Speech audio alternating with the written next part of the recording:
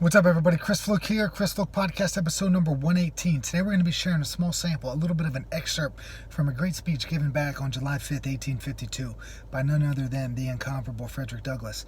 Now, Frederick Douglass was a man that I was first introduced basically because of Barnes & Nobles. You know, I go there, man, I was just trying to get into reading, and I was just trying so hard, say like 15 years ago, to educate myself on certain topics, and I see these Barnes & Noble classics, so I start picking up some stuff. There's writings by Frederick Douglass, there's Plato, Socrates, or Plato's writings, there's the Iliad, Homer, and one of those titles I picked up was Narrative in the Life of a Slave by Frederick Douglass. And I at the same time I also picked up a few other titles that talked about things from that same era, and my mind was kind of blown by the wickedness that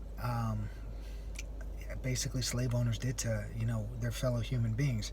And now this speech written in 1852, the speech given in 1852, roughly 80 years after the American Revolution, right? There was still not, these liberties that were guaranteed in the Constitution were still not being granted to those individuals of a different ethnic group than the forefathers, of a different race than the forefathers. So what Douglass does is he goes to Rochester, New York. They come and they ask him to speak, and he gives a piece of his mind on the topic, right? And if you look up this speech, it goes about 15 pages, and I'm not going to read the whole 15 pages. Now, I was dabbling with that the other day, and I got to about 25 minutes in of reading the speech, and I'm just like, I can't continue, man. I got to cut this down. I got to get to the bread and butter. So what I'm going to talk about today is what Douglass addressed in 1852 as the present. All right. And some of these issues that were going on back then are in the present times in 1852 are still showing their ugly little face here today. Now, we're going to get into the speech right now. Here's Frederick Douglass' words in his speech, What to the Slave is the 4th of July. My business, if I have any here today, is with the present. The accepted time with God and his cause is the ever-living now. Trust no future, however pleasant. Let the dead past bury its dead. Act in the living present. Heart within and God overhead. We have to do with the past only as we can make it useful to the present and to the future. To all inspiring motives, to noble deeds which can be gained from the past, we are welcome. But now is the time, the important time. Your fathers have lived, died, and have done their work, and have done much of it well. You live and must die, and you must do your work. You have no right to enjoy a child's share in the labor of your fathers, unless your children are to be blessed by your labors. You have no right to wear out and waste the hard-earned fame of your fathers to cover your indolence. Washington could not die till he had broken the chains of his slaves. Yet his monument is built up by the price of human blood, and the traitors in the bodies and souls of men shout, We have Washington to our father. Alas, that it should be so, yet so it is. The evil that men do lives after them. The good is oft interred with their bones. What have I, or those I represent, to do with your national independence? Fellow citizens, pardon me, allow me to ask, why am I called upon to speak here today? What have I, or those I represent, to do with your national independence? Are the great principles of political freedom and of natural justice embodied in that Declaration of Independence extended to us?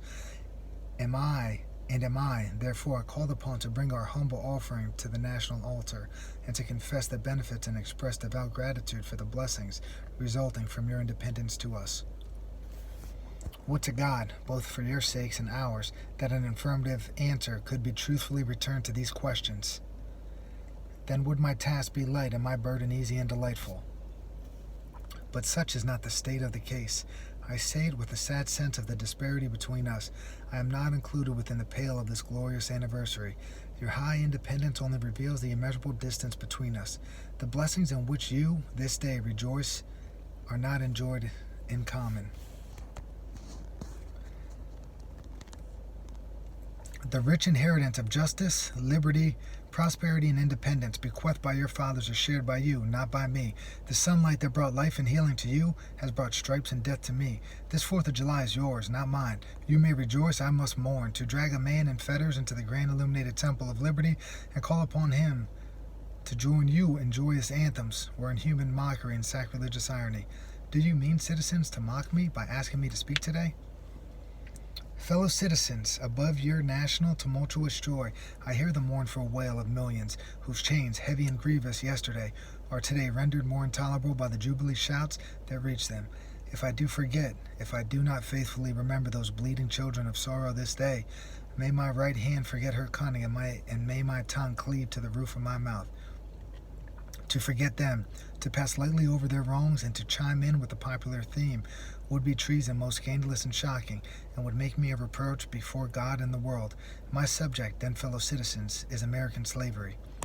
I shall see this day in its popular characteristics, from the slave's point of view, standing there, identified with the American bondman, making his wrongs mine. I do not hesitate to declare, with all my soul, that the character and conduct of this nation never looked blacker to me than on this 4th of July.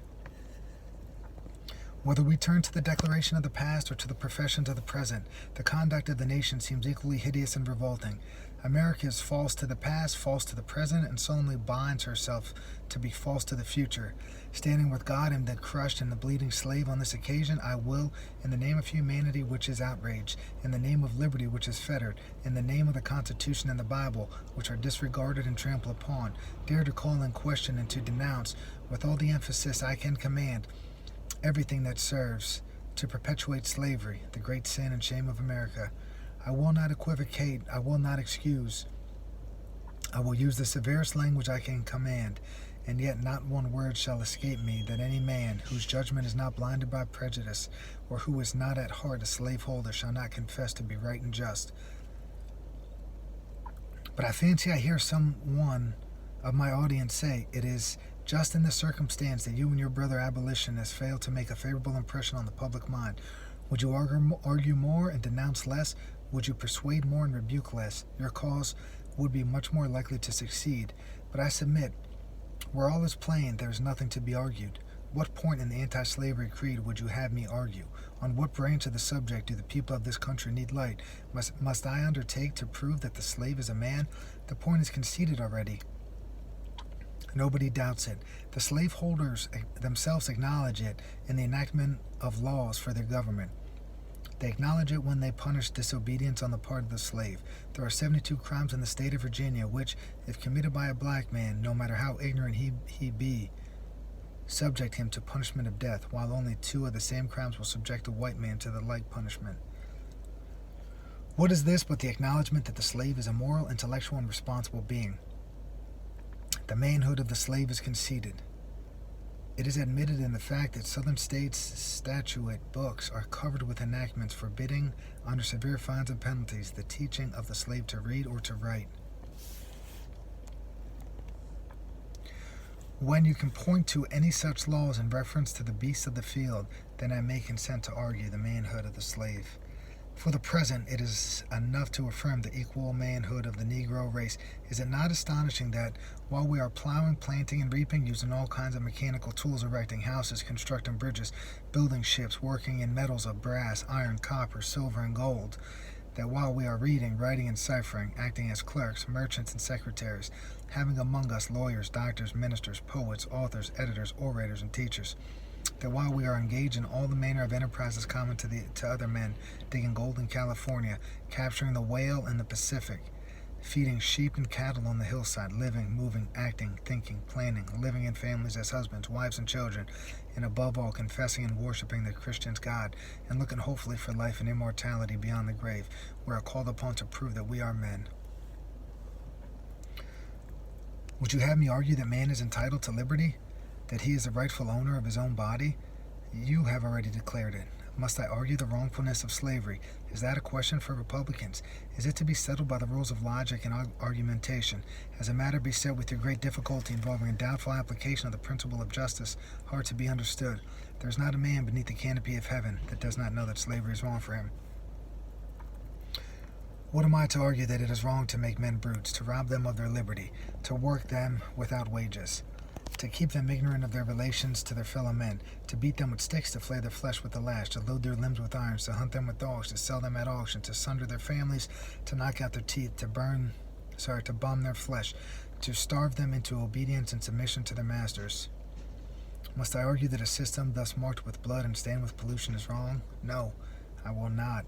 I have better employments for my time and strength than such arguments would imply. What then remains to be argued? Is it that slavery is not divine, that God did not establish it, that our doctors of divinity are mistaken? There is blasphemy in the thought. That which is inhuman cannot be divine. Who can reason on such a proposition? They that can may, I cannot. The time for such argument is past. At a time like this, scorching irony, not convincing argument, is needed.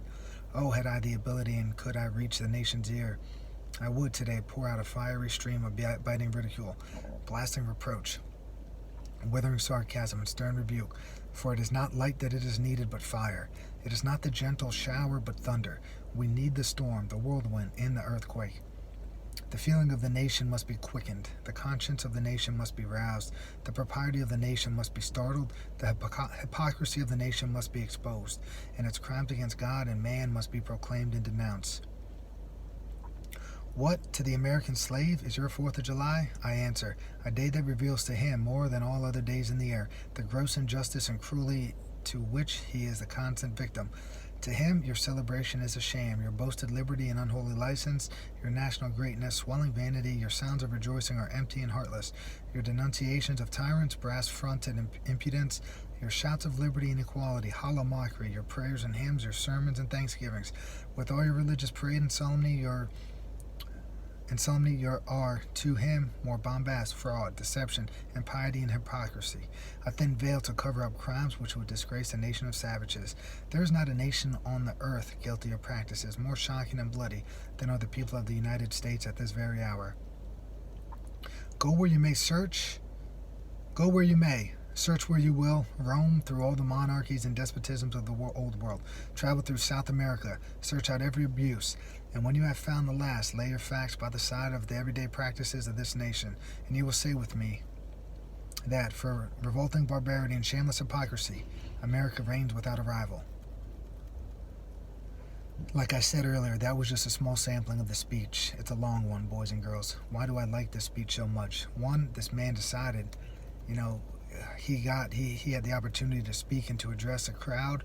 They brought him there, and he said what was on his mind, how he was feeling. He didn't kind of play it safe, He didn't do what what the people thought he should do. He had the opportunity. He had the pulpit, and he shared. He was courageous in sharing it. This is 1852. Remember that. He's a black man. He's a former slave. All right, and he's a staunch abolitionist. And he goes there and he's speaking it, and he's bringing the fire, like he said. A few things that I liked about this little segment of the speech and why I chose it. The evil that men do lives after them. The good is often interred with their bones. Everything that we do that is not a positive thing. It's like, when you lose a football game, you could win 99 games, and if you lose one, you always seem to hang on to that one loss, right? And when you do evil things or bad things in this world, you could, no matter how much good you do, it's often the evil that lives after them, right? In addition to that, he has that one segment in the speech too, where he's trying to rile up the crowd a little bit, where he's trying to talk about how important it is, where he says here, for it is not light that is needed, but fire. Light is this small little thing.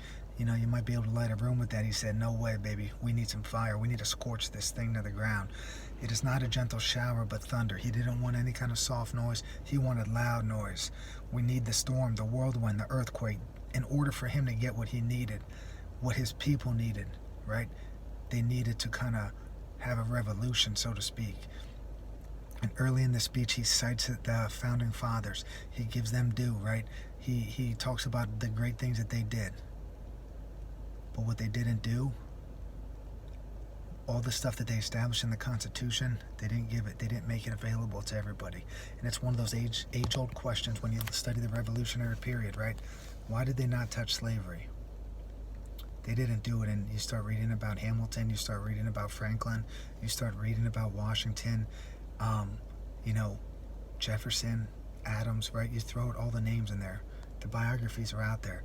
And there was just these back and forth, heated discussions, or, just the craziness of, should we do it, should we not do it, right?